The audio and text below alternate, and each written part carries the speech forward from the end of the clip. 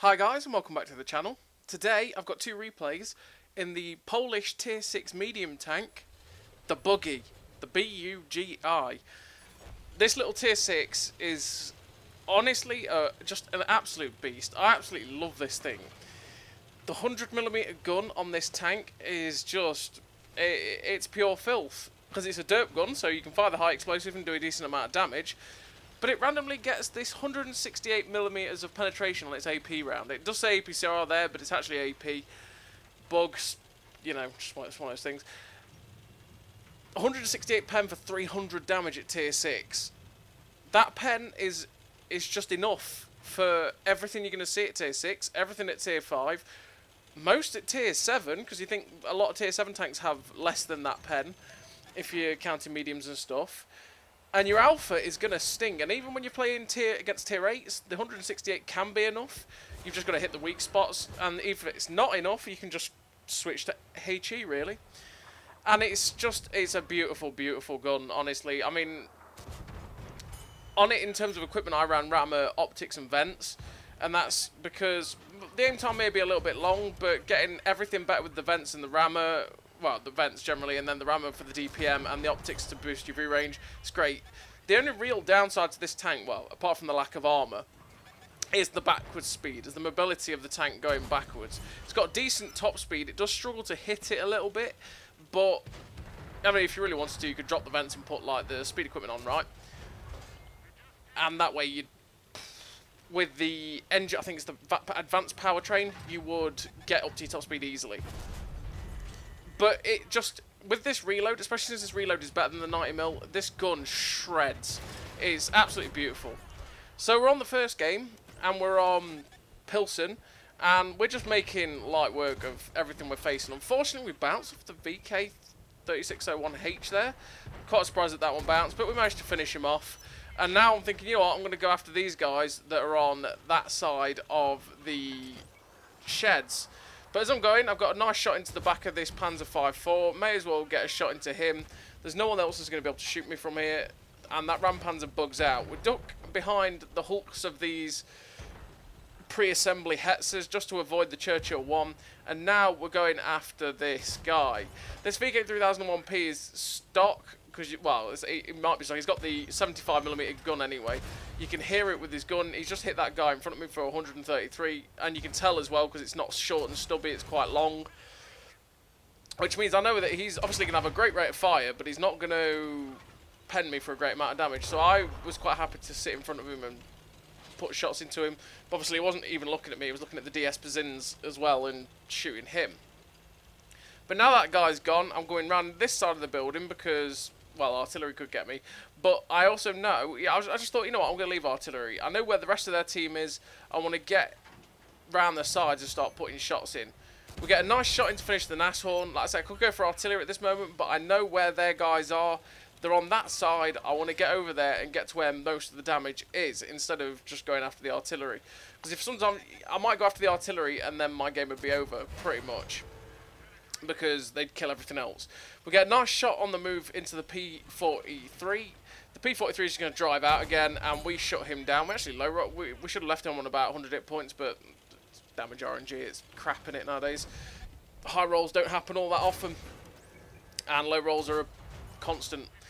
Now we get a nice shot into the lower plate of Absolution, leave him on 227. I know that I can take a hit and kill him, and that's exactly what we do. I knew he was only going to get shoot me one more time before I got to shut him down. And we finished that game with finishing him off with a very nice total for the tank. Now we finished with 7 kills, 4.1k damage, 2.2k assist. If only one of those tanks hadn't died just before I shot them, we could have got a Radleys. But that was 5k combined. Devastator, Ace Tanker, Sniper, Top Gun, High Caliber, and a really nice game for the BUGI. Honestly, this tank is a beast. I absolutely love this thing. It's just an absolute blast to play. And it was really the first, obviously, you play the tier 5 Polish in the line, and it's not that good, and you kind of feel a bit underwhelmed after playing it, and then you move up to this tank, and the 90mm gun on this tank is really good. And you're like, oh, and that's the stock gun you get. And you're like, oh, this is nice, I like this. And then you get this 100mm gun, and it's like, oh my goodness me, this is fantastic. It's just an absolute blast. I love this tank so much. It's just brilliant. It's a brilliant one to play. And yeah, it's just one of those things really with it, is that you've got to know not to be too aggressive. You've also got to watch your matchup as well, because if you're in a good matchup, you can be hyper aggressive. You know that you've got the alpha to trade, and you've got the hit points as well, but you've got the alpha that, especially at this tier, especially if it's properly top tier, and you're facing tanks like that Absolution that we saw, where I knew he could shoot me once, right? Because I popped out within my reload. I just wanted to make sure I was fully aimed, I didn't snap and miss, because the gun isn't the most accurate in the world. He's only going to hit me for 150, so I knew that if I was going to drive out and take one shot from him, I'd only lose 150 hit points and I'd smack him for 300. It's knowing your targets, knowing what you're going for, knowing what you can easily pen, and just not overextending yourself, because obviously overextending yourself, getting yourself into a position that is far too aggressive is a way to die in this tank very quickly. So we're taking up this position on Cliff, which is a nice one to get some nice shots across.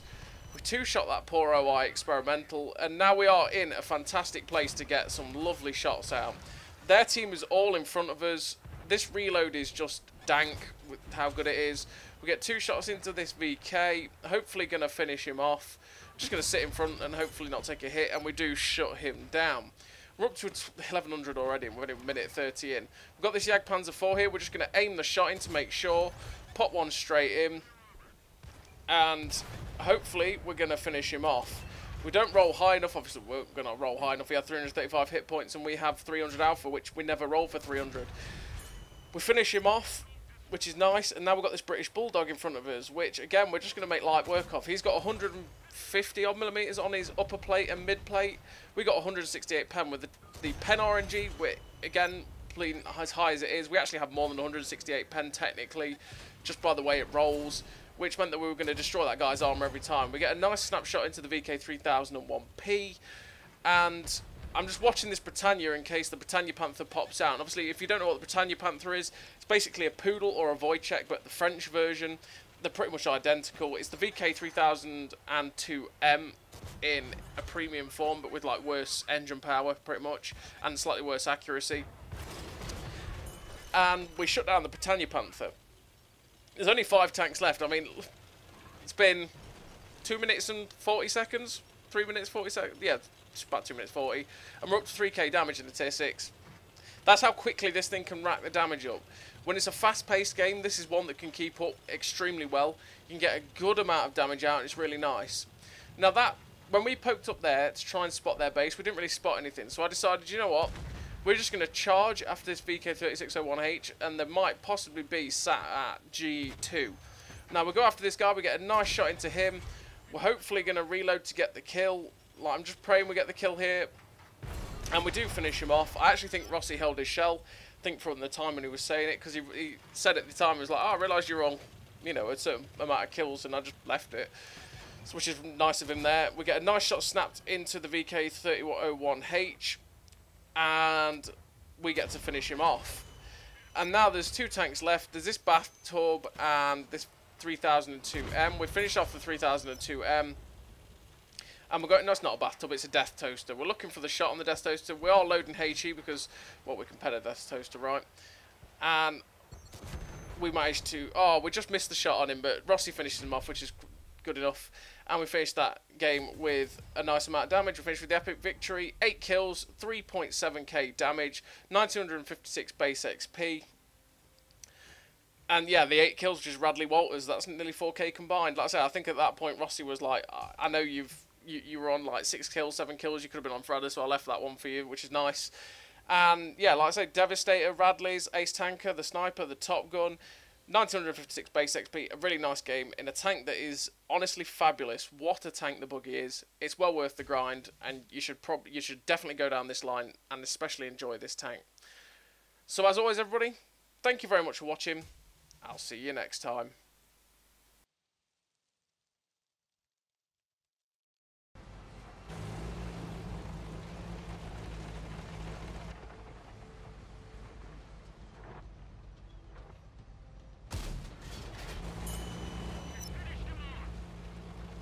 A great success!